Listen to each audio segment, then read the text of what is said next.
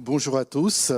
Tout d'abord, je vais excuser le président de l'université qui aurait voulu être avec nous ce matin, mais malheureusement empêché par une réunion sur l'île. Donc, il m'a demandé de le remplacer à la dernière minute.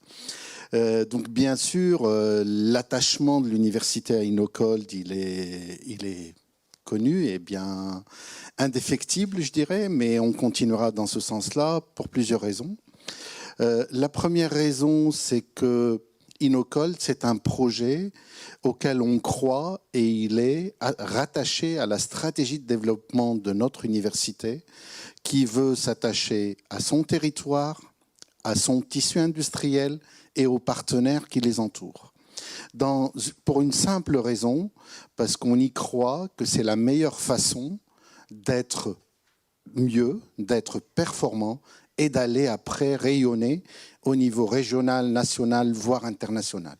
Donc, pour ça, il faut avoir les appuis solides. Et les appuis solides d'InnoCold, c'est un projet exemplaire parce que dès le début, il a été construit avec 3 partenaires très importants qui sont le territoire, les partenaires industriels et les partenaires académiques. Donc, depuis le début, nous avons été sur le croisement d'intéressement des 3 partenaires, des 3 grands partenaires, et nous œuvrons dans ce sens-là. Donc je vais parler peut-être tout simplement, parce qu'il y a beaucoup de choses qui ont déjà été dites, je vais parler un tout petit peu des projets de recherche et de la formation, et bien sûr de ce congrès qu'on démarre aujourd'hui.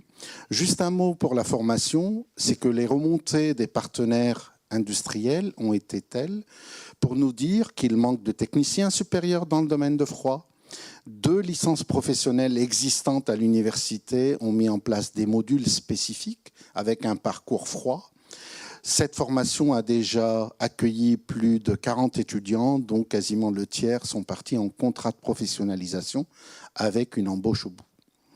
Deuxième chose, nous sommes à l'étude avec le territoire et avec les partenaires pour la mise en place d'une école d'ingénieurs à partir de 2016 avec une orientation dans le domaine de la cryogénie. Donc ça sera sur Dunkerque également. Nous allons avoir également un centre de formation professionnelle et donc vous aurez l'occasion d'écouter cette présentation avec Laurent qui la fera, bien, je pense c'est cet après-midi, en fin de journée.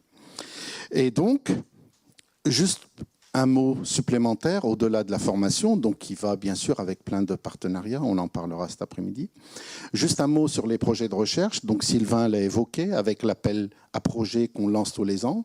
9 projets sont en cours, donc ils sont en partenariat avec les industriels et là aussi, je voudrais dire comment ça se fait. On s'appuie sur des compétences locales, régionales, nationales et voire au-delà.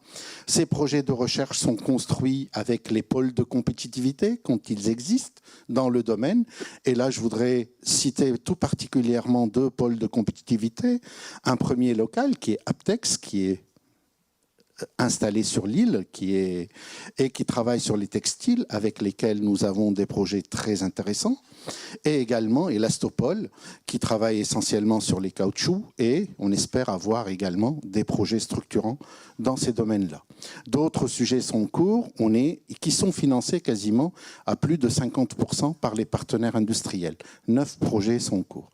Ces 9 projets totalisent 12 étudiants en thèse et postdoc, et à peu près une quarantaine de chercheurs et enseignants-chercheurs qui encadrent ces travaux-là. Et donc, ils ne sont pas seulement sur la région, bien sûr, il y en a qui sont sur la région, il y en a qui sont à l'ULCO sur la région, mais il y en a qui sont au-delà, et avec des partenariats industriels internationaux également.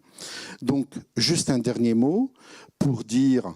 C'est un premier événement, on l'a souhaité depuis le début. Là, aujourd'hui, je ne vais pas revenir sur le nombre de partenaires qui a été déjà cité à plusieurs reprises, sur le partenariat qu'on revoit systématiquement dans les projets InnoCold, territoire, industriel, académique. Donc le panel d'aujourd'hui le montre encore une fois. Donc je voudrais remercier l'ensemble des participants, l'ensemble des collègues qui sont déjà passés avant, vous souhaiter un bon congrès et bien sûr remercier l'ensemble des participants et des organisateurs avec un mot spécifique à Hubert et Anne, sans oublier nos partenaires et collègues japonais qui se sont déplacés de bien loin pour nous faire partager leur expérience dans le domaine de la valorisation du froid. Une bonne journée à tous.